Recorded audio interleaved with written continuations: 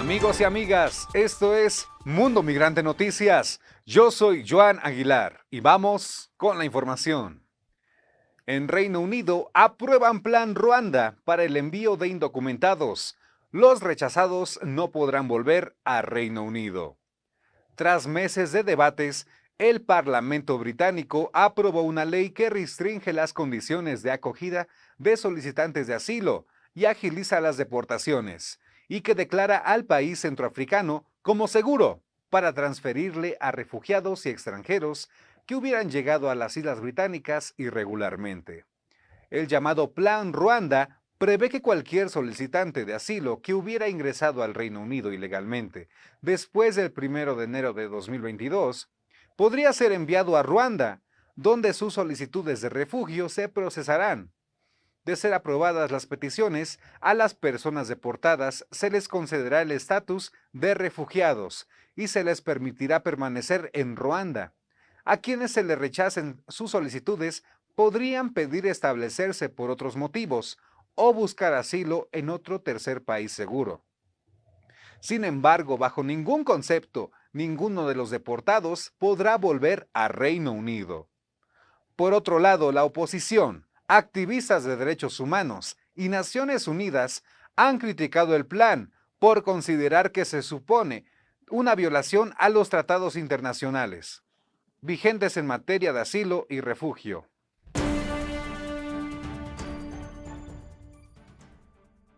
En Venezuela, ola migratoria vacía los pueblos, solamente quedan ancianos y niños. Venezolanos expresaron que sus pueblos de origen se están vaciando debido a una ola migratoria que continúa en aumento. La crisis económica y la dictadura del gobierno de Nicolás Maduro son las principales razones que impulsan a la gente a abandonar el país. Muchos poblados ahora solo tienen ancianos y niños, ya que los adultos están huyendo hacia Estados Unidos en busca de una vida mejor. En México, detienen a un tren con 400 migrantes en Chihuahua. Instituto Nacional de Migración expone a migrantes en situaciones de vulnerabilidad. El Instituto Nacional de Migración detuvo a un tren con al menos 400 personas migrantes durante un control militar en Ciudad Juárez, Chihuahua. Las organizaciones denuncian que los migrantes fueron expuestos a altas temperaturas y carecían de alimentos y agua suficientes. Entre los detenidos había 150 niños, 7 mujeres embarazadas y otros perfiles vulnerables sin opciones seguras de traslado. Debido a esto, la organización Derechos Humanos Integrales en Acción criticó al Instituto Nacional de Migración por exponer a estas personas a situaciones de vulnerabilidad.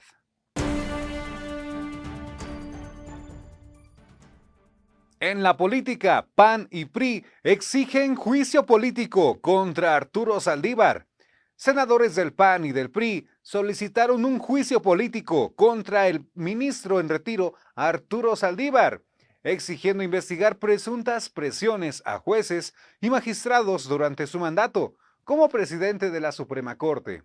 Además, lo acusan de desvío de recursos y encubrimiento de denuncias de acoso sexual.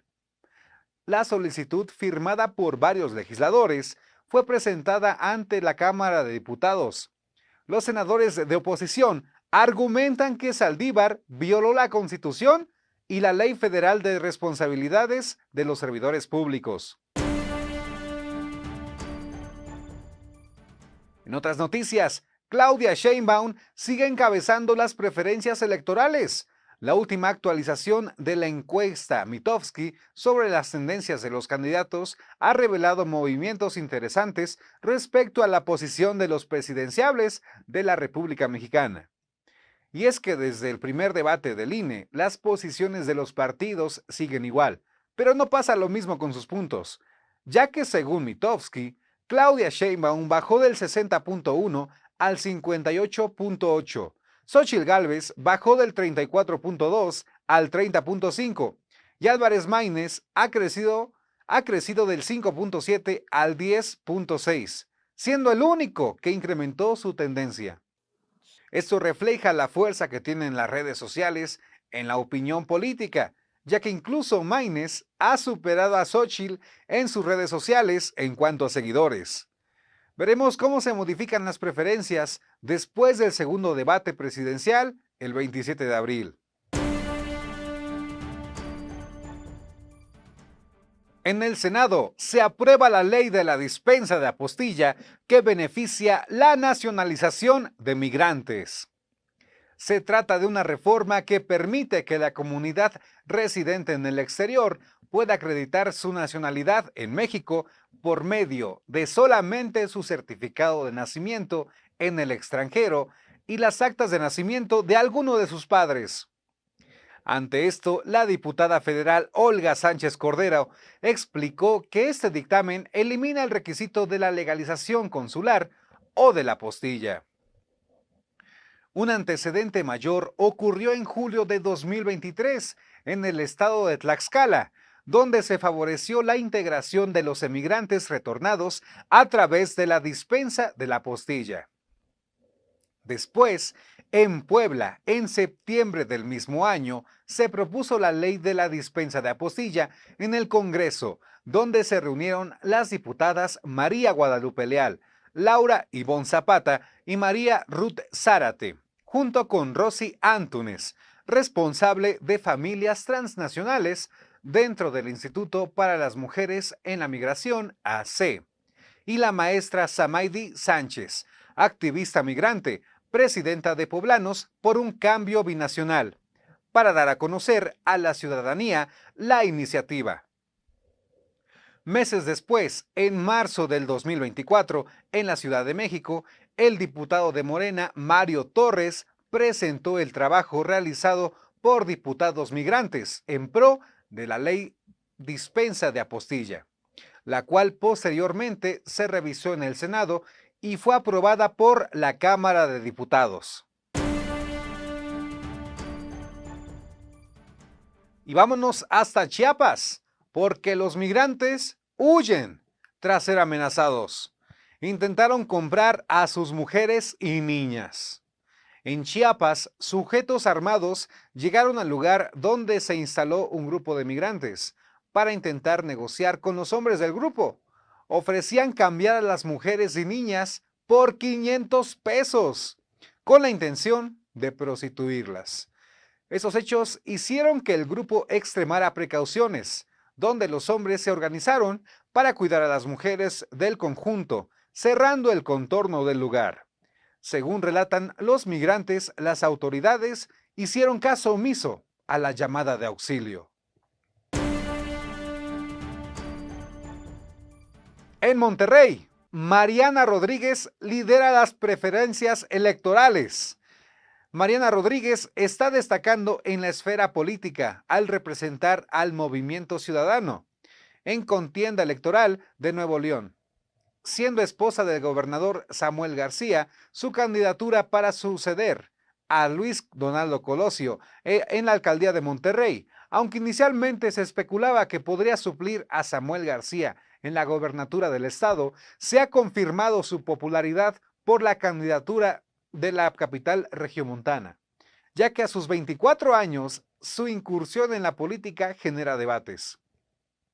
De acuerdo con una encuestadora, si las elecciones se llevaran a cabo hoy, Mariana Rodríguez lideraría con un 41% de preferencia de voto, seguida de Adrián de la Garza, candidato de la alianza PRI-PAN-PRD, con un 33% de preferencia.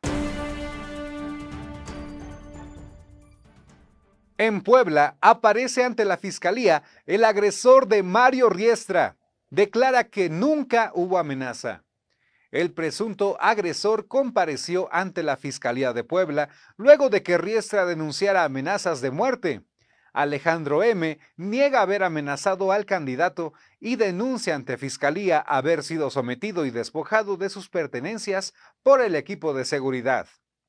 Riestra asegura que fue amenazado durante un evento y lo respaldado con testigos y evidencia fotográfica. Fiscalía confirmó la presencia de Alejandro M. en el evento y continúa investigando para resolver el caso. Mientras tanto, Leobardo Rodríguez, miembro de la vocería de Morena, retó a que Mario Riestra compruebe sus señalamientos sobre la intimidación que dijo sufrió en días pasados. Vámonos con los municipios del estado de Puebla. Garantiza Pepe Chedraui que cumplirá con la agenda del agua en la capital. En una reunión con integrantes de organizaciones se comprometió a trabajar por el cuidado de los recursos hídricos. En Atlixco hay un nuevo presidente del Comité del Partido Acción Nacional. Se trata de Miguel Ángel Vázquez Castillo, sustituyendo a Cristian Romero, quien renunció tras haber golpeado a Benjamín Minuti, candidato de su mismo partido. El Partido Verde exige al presidente de Cuetzalan no intervenir en elecciones después de haber golpeado a su candidato. Catean el rancho de Juan Lira, candidato a alcalde de Chignahuapan, quien fue detenido en 2020, acusado de controlar el huachicol en la Sierra Norte. Vámonos al país del norte, porque en Texas más de 140 migrantes fueron acusados por disturbios públicos después de un intento de ingreso masivo a través de la frontera con México. Podrían ser multados hasta con $2,000. Esto ocurrió después de que un juez desestimara los casos, argumentando falta de causa probable. Sin embargo, el fiscal del distrito del condado del Paso y un jurado investigador revivieron los cargos, encontrando causa probable para creer que hubieron los disturbios. Si son declarados culpables, los acusados podrían enfrentar hasta 180 días de cárcel, además de enfrentar cargos federales por ingreso ilegal al país. Y ahí mismo en Estados Unidos se defiende la legalidad de su informe anual sobre derechos humanos ante las acusaciones de México. El Departamento de Estado de Estados Unidos rechazó las acusaciones del presidente de México, Andrés Manuel López Obrador, de que su reporte anual sobre derechos humanos es una violación flagrante del derecho internacional. El vocero del Departamento de Estado afirmó que la publicación del informe es una práctica legal que se realiza desde hace décadas. Recordó que el documento recopila información de fuentes creíbles y que su emisión es una práctica habitual. En su última edición, el informe destacó los ataques del presidente López Obrador contra el Poder Judicial, periodistas defensores de derechos humanos y la sociedad civil en México. Y esa fue toda la información del día de hoy. Gracias por estar con nosotros una emisión más aquí en Mundo Migrante Noticias. Nosotros seguiremos trabajando para que tú tengas la información más veraz. Hasta luego.